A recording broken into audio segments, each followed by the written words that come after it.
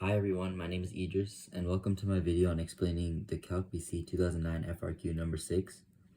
So the question says, the Maclaurin series for e to the x is e to the x equals 1 plus x squared over 2 plus x cubed over 6, all the way to the general term, which is x to the n over n factorial.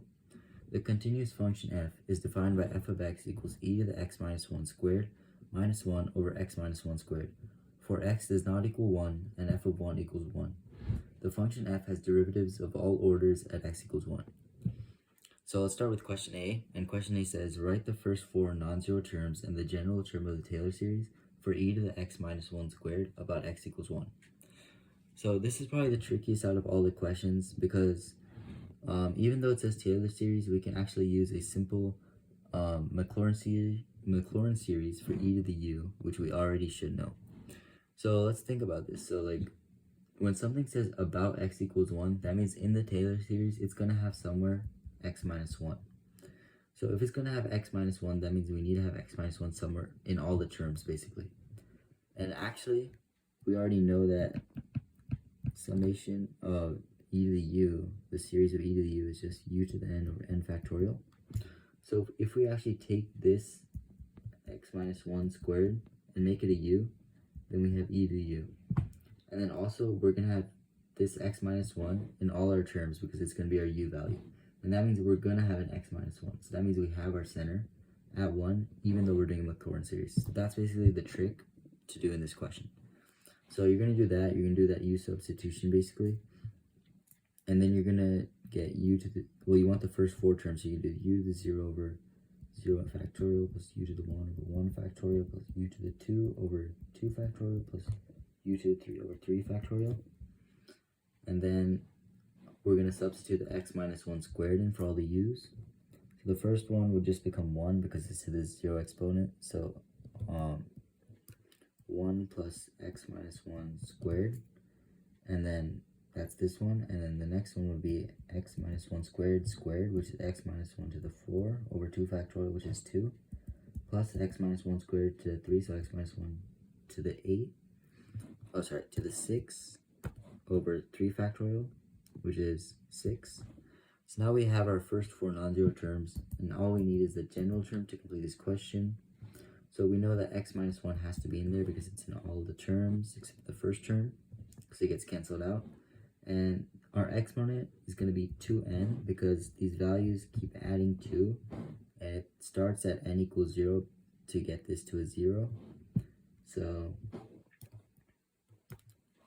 2n, and then the bottom is just going to be n factorial because the nth term is the nth factorial, because for example, this is the second term and then 2 factorial, so they're the same. So we're going to get this,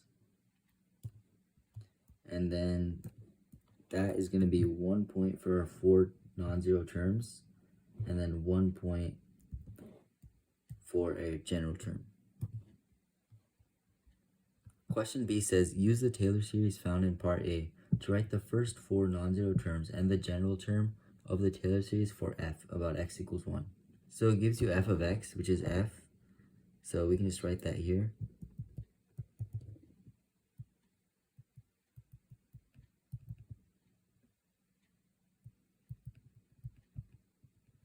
So the trick to this question is noticing that this part of the equation, e to the x minus 1 squared, is exactly what we just did in the last question. So just a note there, if you didn't know how to do anything in Part A, then you should definitely make something up so you can get continuation points in Part B, because Part B heavily relies on Part A. So anyways, we figured that e to the x minus 1 squared, we know that equals this, and then there's a minus 1 in the equation, and then a all over x minus 1 squared. So this 1 and this minus 1 will cancel, and you can notice that it wants the first four terms, but we only have 1, 2, 3 terms, and then that general term, so we're going to need to add one more term. So we can just do this by noting that this was the 0th term of this e to the x minus 1 squared series. So this is the first term, second term, third term, so the fourth term, so we need to plug n equals 4. So it would be x minus 1 squared plus x minus 1 to the 4 over 2, x minus 1 to the 6 over 6, and then plugging n equals 4, we get x minus 1 to the 8 over 4 factorial, which is 24, all over x minus 1 squared. And if we simplify that, we would just get 1 plus x minus 1 squared over 2, x minus 1 to the 4th over, sorry, not 2, but 6, and then plus x minus 1 to the 6th over 24. And then we want the general term. So again, it would be the same thing like x minus 1 because it's in all the terms. And then the same thing of the 2n because they're all increasing by 2. The only thing that's different here is the factorial on the bottom because it's basically shifted like one step ahead. So it'd be n plus 1 factorial because like the first term now is actually 2 factorial, so you want to do n plus 1 factorial. So then this would be our final answer, and again, the points are the same, 1 point for the 4 non-zero terms, and then 1 point for the general term. So in part C, it says, use the ratio test to find the interval of convergence for the Taylor series found in part B. So the Taylor series found in part B is that.